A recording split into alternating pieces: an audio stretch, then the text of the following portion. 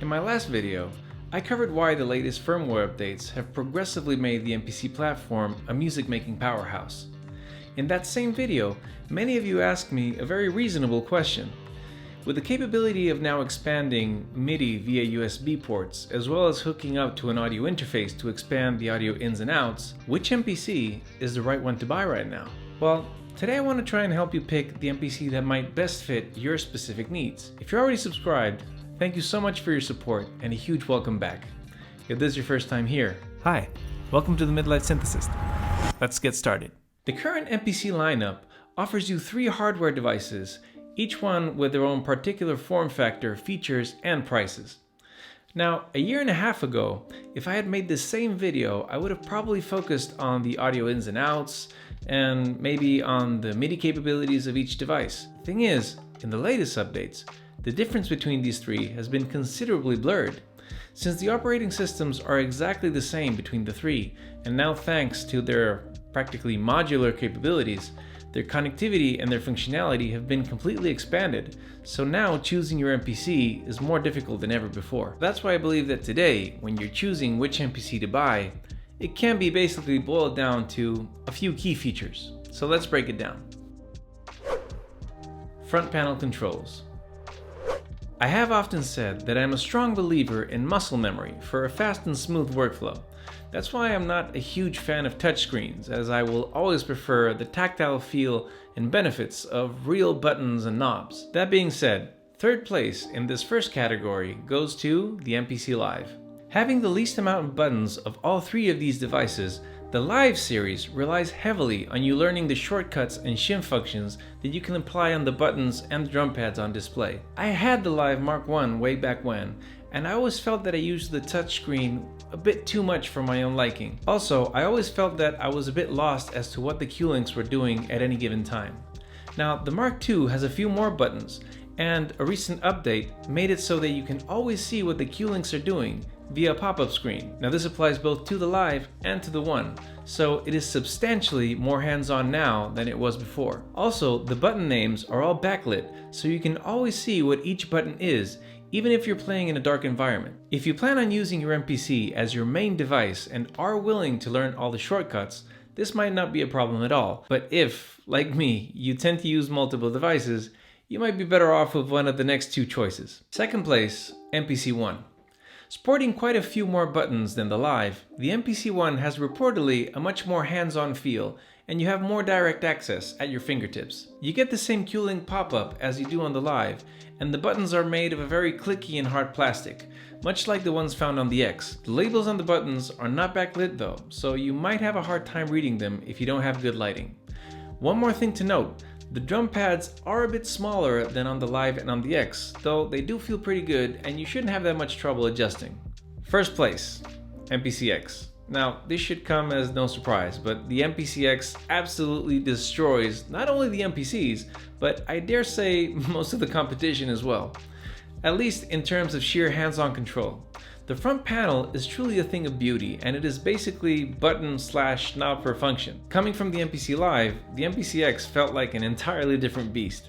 And even though many times I have been tempted to ditch the X and get a Live or a One, I just can't bear the thought of losing my 12 Q-links, each one of them with their own little LED strip telling me exactly what each knob is doing at all times. On my MPC X, I barely use the touchscreen thanks to its abundant and well-placed button layout. If you want a true music station with absolute hands-on control, look no further than the MPC X.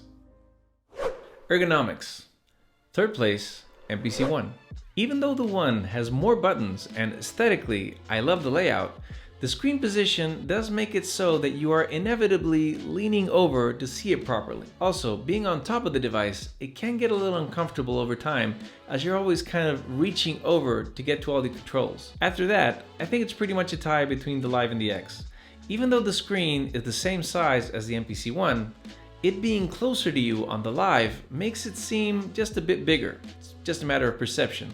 But this allows you to have a more relaxed position when you're hovering over the device. Now with the MPC Live's layout being horizontal, so to speak, It is much more comfortable to just place both hands and you have everything at your fingertips without having to move around that much. The MPC X, on the other hand, is very comfortable to use, especially for long periods of time, mainly because of its screen, which, aside from being 2 inches bigger than the One and the Live, it's also the only one with the capability of tilting to various degrees to better suit your eye level and comfort. You can even lay it down flat if that's your thing. It also has a very nice and comfy handrest on the bottom. Now, that being said, the X is pretty huge, and that means that you often have to reach around a lot, especially when you want to get to the top buttons, which can be a bit fatiguing in the long run. By the way, if you're enjoying this video, I would really appreciate it if you could take a second to click that like button and maybe leave a comment down below, like which one is your favorite MPC and why. I'd really appreciate it, because it tickles the algorithm's balls and it helps the channel grow so I can keep making more of these videos. Thanks. Portability. Third place, MPC X. Now, I don't think I need to elaborate much here. This thing is meant to be the centerpiece of your studio, but you won't be taking it anywhere else. Second place, MPC One.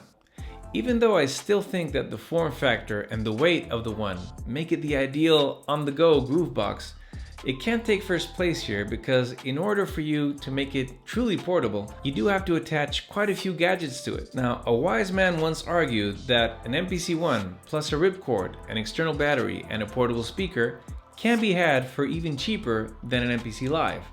But undeniably, hooking up so many peripherals can be a pain in the ass. There's also the risk of losing one of these accessories or one of them getting damaged along the way. So number one in portability obviously goes to the MPC Live. With a built-in internal battery and speakers, you can pretty much just grab this thing all by itself and be off to the races. You don't even have to worry about forgetting your headphones. Now, I do have my reservations as to just how portable this thing is, mainly because I do find it a bit bulky and a bit heavy. And I actually devoted a whole video about this a while back.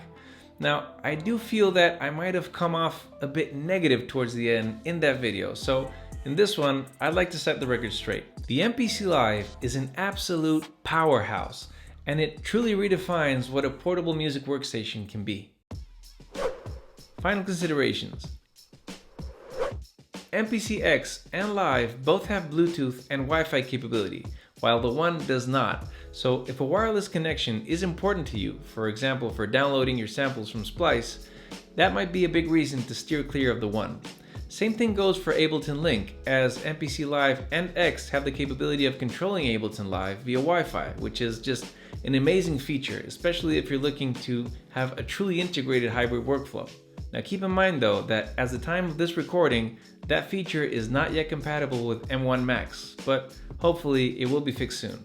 Also, the MPC One does not allow for the installation of an internal hard drive like the Live or the X, but since SD cards come in many sizes and I think are relatively cheap nowadays, I don't see this as a major issue. So in a nutshell, if you're looking to truly integrate Ableton into your MPC workflow, go with the Live or the X. If you have the space and you want the ultimate MPC hands-on experience at the cost of mobility, go for the X. If you want a standalone music workstation that you can just pick up and take with you wherever you go without worrying about anything else, grab the Live. If you want a small, affordable, yet ridiculously feature-packed centerpiece for your studio that you can also take with you for jams on the couch or maybe on the bed, go for the MPC One. Thank you so much for watching. I hope this video makes your choice a bit easier. And if you want to grab an MPC and also help support my channel, please consider using one of my affiliate links down below.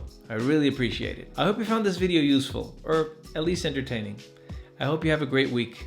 I'll see you in the next one.